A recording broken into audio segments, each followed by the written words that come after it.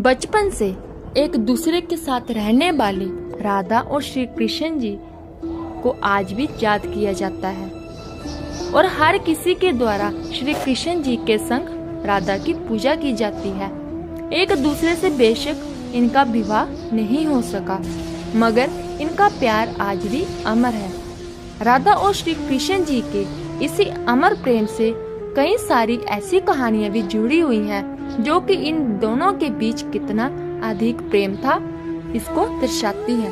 और इनकी इन्हीं कहानियों में से एक कहानी चरणामृत से जुड़ी हुई है। जय श्री कृष्ण मेरे दोस्तों। चरणामृत से जुड़ी इस कथा के मुताबिक एक बार श्री कृष्ण जी अधिक बीमार पड़ गए थे और लाख इलाज के बाद भी वो ठीक नहीं हो रहे थे। श्री कृष्ण जी की तबीयत को खराब होता देखकर कई लोग दुखी थे।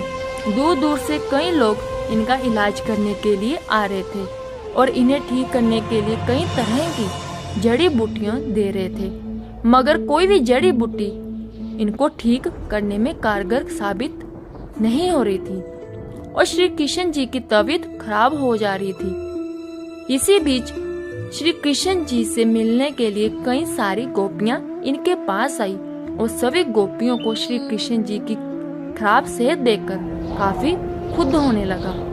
श्री कृष्ण जी ने इन सभी गोपियों को देखकर कहा कि मेरे पर कोई भी जड़ी बूटी असर नहीं कर रही है। हालांकि आप में से कहीं भी एक गोपी अपने पैर को धोकर उस पानी को मुझे पिला दे तो मैं एकदम ठीक हो जाऊंगा। दरअसल कृष्ण जी का मानना था कि जो भी उनसे सबसे अधिक प्रेम करती है, अगर उसका चरणामृत वो पी ले तो वो ठीक हो जाएगा। श्री कृष्ण जी की ये बात सुनने के बाद किसी भी गोपी की हिम्मत ऐसा करने की नहीं हुई।